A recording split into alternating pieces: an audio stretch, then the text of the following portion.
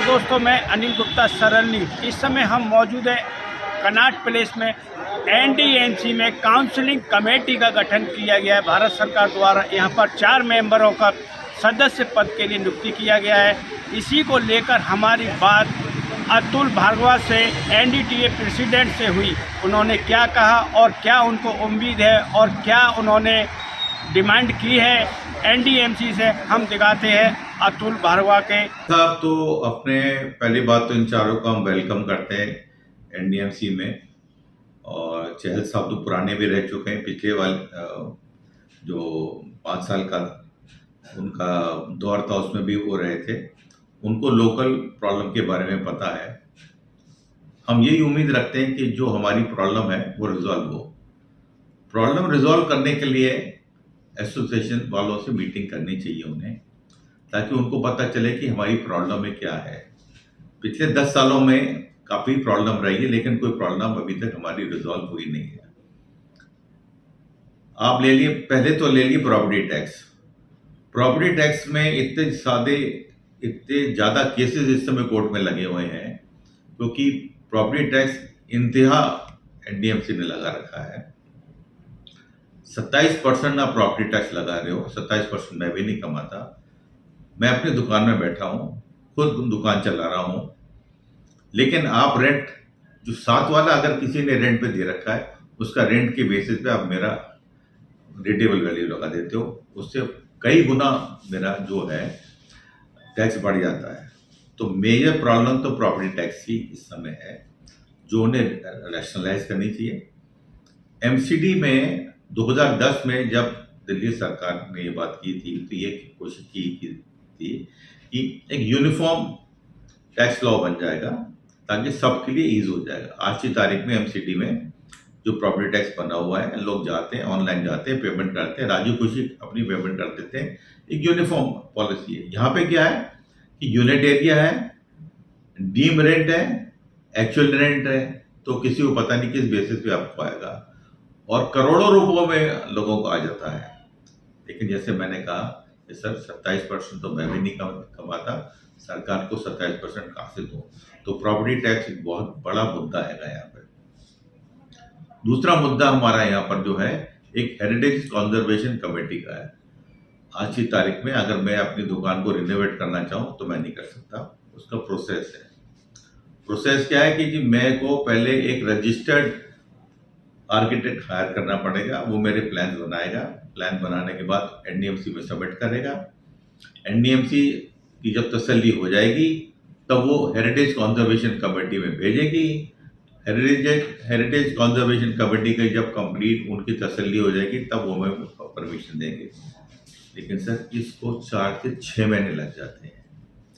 7 महीने लगा दिया कि आपको एक जो पुराने यहाँ पे दुकानदार बैठे हैं जिन्होंने पगड़ी दे रखी है, लैंडलॉर्ड कोई उनको एनओसी देता नहीं है।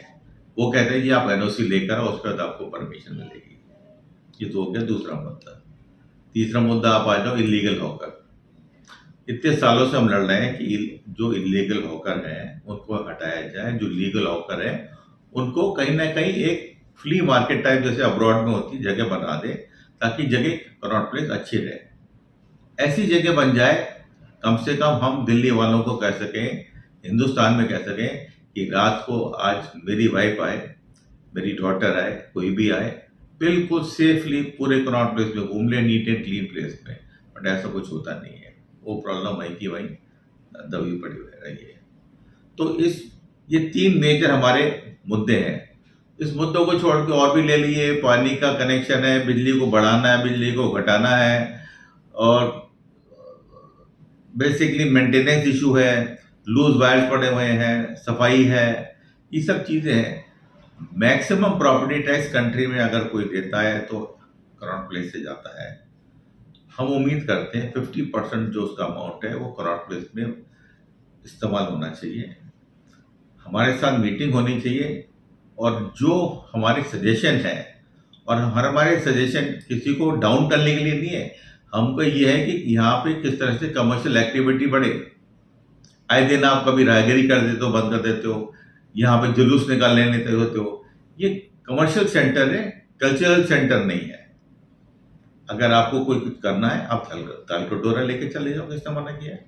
फिल्म शूटिंग कर लेते हैं यहाँ पे, जिस दिन फिल्म शूटिंग होती है उस दिन एनडीएमसी वालों को पैसा मिल जाता है, पार्किंग वाला पैसा ले आता है, और जिस ब्लॉक में होती है उस दिन उसका बिजनेस ही खत्म हो जाता है। भाई हम भी चाहते हैं, हमें भी बड़ा अच्छा लगता है कि कॉर्पोरेट किसी उसमें देखे आपको बहुत है तो आप सेटल बाद में कर लो ताकि किसी को तकलीफ ना हो, लेकिन वो भी नहीं रुकता। तो मुद्दे बहुत हैं।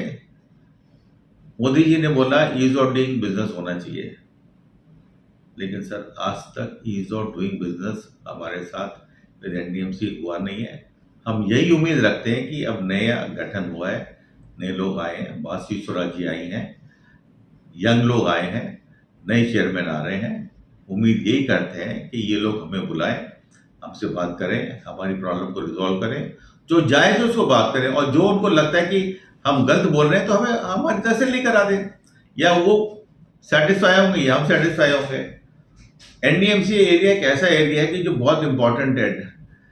जितने भी वीआईपी लोग हैं, जितने भी लोग आते जाते हैं, वो यहाँ पे इस जगह को घूमते हैं, तो कम से कम उस जगह को हमें साफ सुथरा बना के रखना चाहिए।